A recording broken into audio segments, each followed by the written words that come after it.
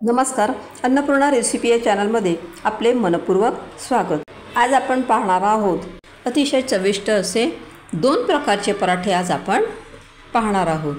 तर सुरुवातीला आपण रेसिपी पाहून घेऊया। आता इथे तुम्ही बघू शकता की मी हा एक छान पराठा तुम्हाला दाखवलेला आहे। तर आता हा पराठा आपण कसा करायचा ते बघूया। सुरुवातीला त्यासाठी मी पोळ्यांची जी कणिक असते ती भिजवून ठेवलेली आहे। त्यात थोडेसे भिजवताना आपल्याला फक्त थोडेच मीठ टाकायचे, जास्त मीठ टाकायचे नाही आहे। आणि जशी आपण पोळी लाटतो तशी पोळी आधी लाटून घ्यायची आहे। अशा दोन प्रकारचे उंडे मी तयार केलेले आहे आणि दोन प्रकारच्या एकसारख्या अशा चपात्या मी लाटून घेतलेल्या आहे।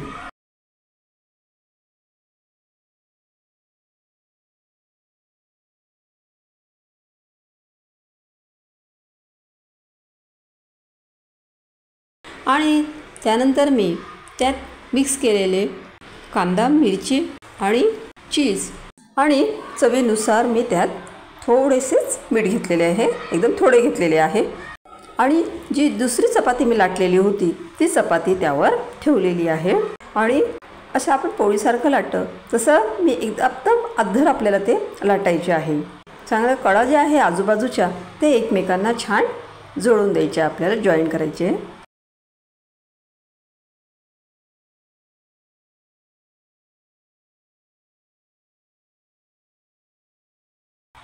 अशा पद्धतीने माझं लाटून झालेली आहे पराठा। आता आपण तो शेकून घेऊया। त्यासाठी तव्याला मी आधी थोडेसे तेल लावलेले आहे, म्हणजे तो पराठा चिटकू नये त्यासाठी मी त्याला आधी तेल लावून घेतलेले तव्याला आणि त्यानंतर तो पराठा मी त्यावर शेकून घेत आहे। पण त्यासाठी आपण गॅसची फ्लेम मीडियमच ठेवायची आहे, जास्त जोरात करायची नाही आहे, कारण त्यातील जो कांदा आहे आणि मिरची आहे ती कच्ची आहे। त्यामुळे गॅसच्या अतिशय मीडियम किंवा स्लो फ्लेमवरच आपण ते पराठा होऊ द्यायचा आहे।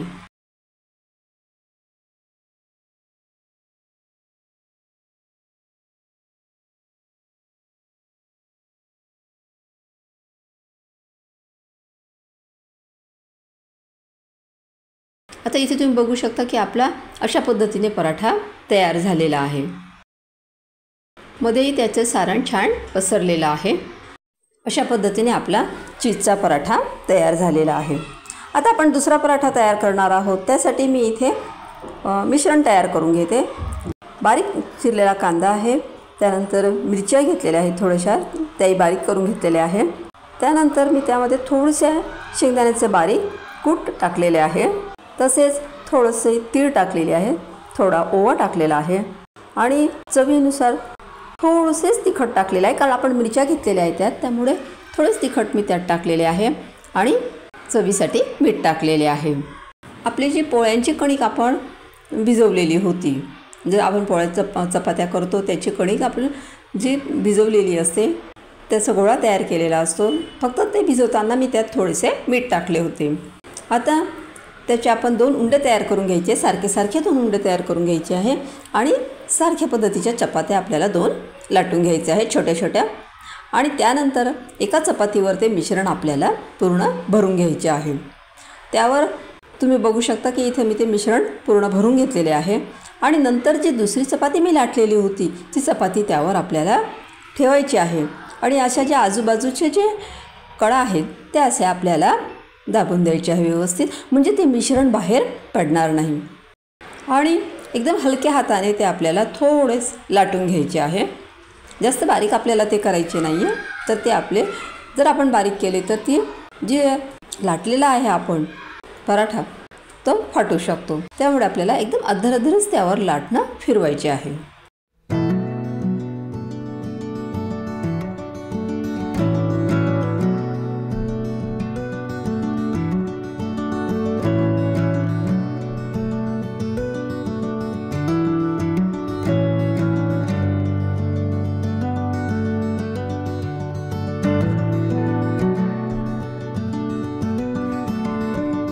आधी सुरुवातीला आपण तव्यावर तेल टाकून घेणार आहोत थोडे, कारण हा पराठा जो आहे त्याच्यासाठी आपल्याला सुरुवातीला आधी तेल टाकावं लागेल याच्यावरती तव्यावरती। जर तसाच टाकला तर ते तव्याला चिटकू शकतो। त्यानंतर आपल्याला चमच्याच्या सहाय्याने असे तेल छान पसरवून घ्यायचे आहे त्यावर. दुसऱ्या बाजूनेही आपण छान तेल पसरवून घेणार आहोत आणि थोडा वेळ आपल्याला तो पराठा होऊ द्यायचा आहे. हा पराठा देखील आपल्याला गॅसची फ्लेम अतिशय मीडियम किंवा एकदम स्लो करायची आहे आणि हळूहळू तो पराठा आपल्याला होऊ द्यायचा आहे. अशा पद्धतीने आपले 2 प्रकारचे पराठे तयार झालेले आहेत. आपण नेहमीच आलूचा पराठा करत असतो, पण हाही पराठा अतिशय वेगळ्या पद्धतीने आपण मुलांना नाश्त्यासाठी देऊ शकतो. मुलांनाही तो खूप आवडेल अशा पद्धतीचा हा पराठा लागत असतो. आता ह्या पराठ्यांना तुम्ही बघू शकता की आपल्याला बटाटे जसे आपण उकडून घेत असतो, बॉईल करत असतो, तसे इथे आपल्याला काहीच करायची गरज भासत नाही. ती झटकीपट असा हा पराठा तयार होत असतो. व्हिडिओ आवडला असेल तर व्हिडिओला लाईक करा, शेअर करा आणि चॅनलला सबस्क्राईब करा. थँक्यू.